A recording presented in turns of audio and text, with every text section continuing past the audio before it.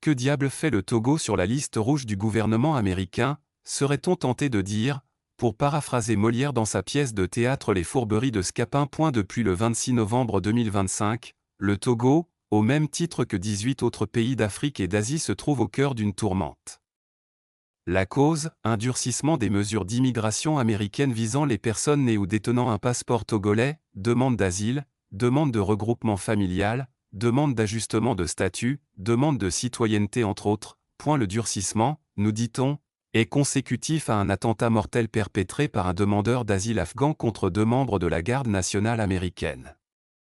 Dans la foulée, l'équipe Trump qui guettait les occasions pour justement durcir les conditions d'immigration a trouvé le prétexte idéal, le boulevard qu'il attendait depuis longtemps pour en finir avec l'immigration sous toutes ses formes, surtout provenant des pays qu'il avait qualifiés de « trous de me.r.2 ». Pendant son premier mandat. Parmi les 19 pays situés sur la liste rouge depuis le 4 juin 2025, proclamation présidentielle d'1949, on retrouve des pays officiellement ennemis ou pas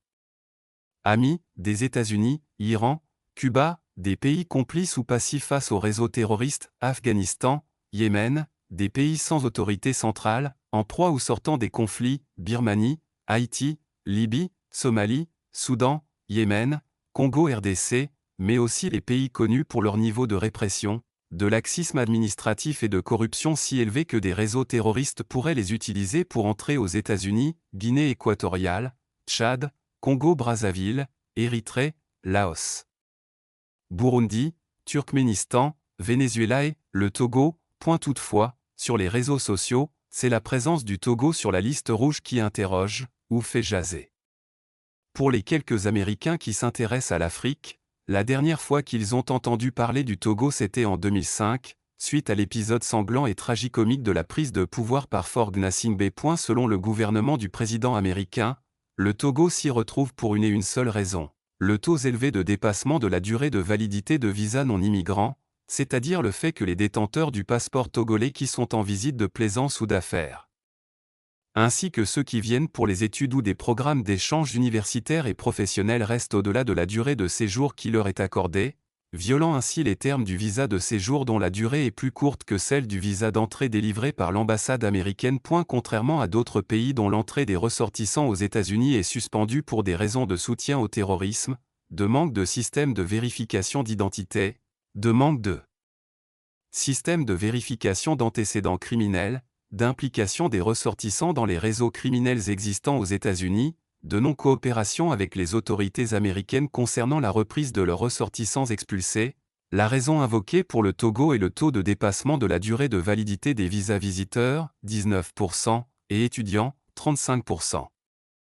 Pour les autorités américaines, le dépassement alourdit la charge de travail des services d'immigration et des services de sécurité américaines et exacerbe souvent d'autres risques liés à la sécurité nationale et à la sécurité publique.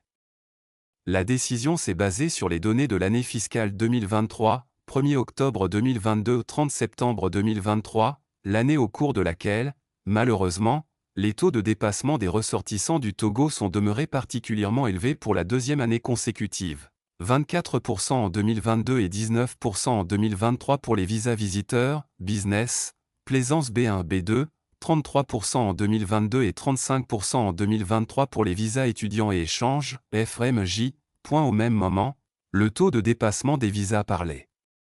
ressortissants de nombreux pays, y compris les voisins du Togo, a chuté considérablement pendant l'année fiscale 2023, année dont les données ont été mises en avant par l'administration Trump. Pour les visas visiteurs, le taux est passé de 36% en 2022 à 12% en 2023 pour les ressortissants du Burkina Faso, de 20% à 12% pour les ressortissants du Bénin, et de 10,5% à 7,5% pour les ressortissants du Ghana.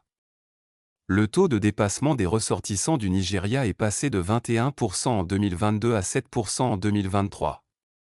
Pour les visas étudiants et échanges universitaires, le taux de dépassement par les ressortissants du Burkina Faso est passé de 46% en 2022 à 25% en 2023, celui du Bénin de 31% à 33,5%, le Ghana de 18,3% à 21% et celui du Nigeria de 21% à 16%. Si l'administration Trump avait tenu compte des données historiques ou de la moyenne des taux de dépassement de validité de visa entre 2015 et 2023, Années pour lesquelles les rapports sont publiés en ligne, le Togo n'y figurerait pas, car sa moyenne serait autour de 12 à 13% pour les visas visiteurs, et 22% pour les visas étudiants, bien en deçà du plafond utilisé par les autorités américaines. Pour cette raison, on peut soutenir que la présence du Togo sur la liste rouge relève d'une « malchance nationale ». Maintenant que l'on a expliqué la situation tenant compte des raisons officielles invoquées par les autorités américaines, on peut se demander pourquoi les taux de dépassement de durée de visa par les ressortissants togolais sont-ils montés en flèche à partir de 2022 ? Les révélations de Ferdinand Haïté sur un scandale de délivrance douteuse de pièces d'identité togolaises à des individus sans scrupules suffisent-elles à expliquer cette hausse spectaculaire du dépassement de validité de visa par les ressortissants togolais ?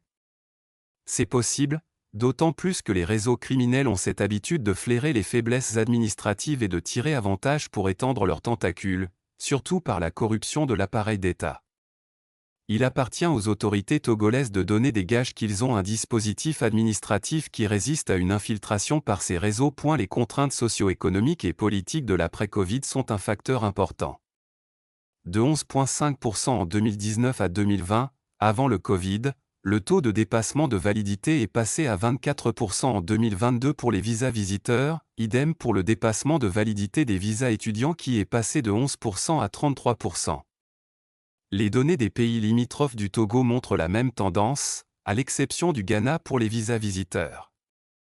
Si l'on explique le dépassement de la durée de validité de visa pour des raisons, en grande partie, de nécessité économique, l'on ne peut que tirer une conclusion. Depuis la fin de la Covid, les Togolais sont si désespérés dans leur propre pays qu'ils choisissent de vivre loin de chez eux, même au risque d'enfreindre les lois de leur pays d'accueil et de s'attirer la colère des autorités de ces pays. C'est une véritable malchance nationale que d'être soumis à une gouvernance qui n'offre rien d'autre que la paix des cimetières et l'exil. NB, toutes les données sont arrondies par nous et tirées du rapport annuel que le ministère américain de l'Intérieur présente chaque année au Congrès. Department of Homeland Security, Entry et Exit Overstay Report Fiscal Year Report to Congress. Ben Yahya New York, le 6 décembre 2025.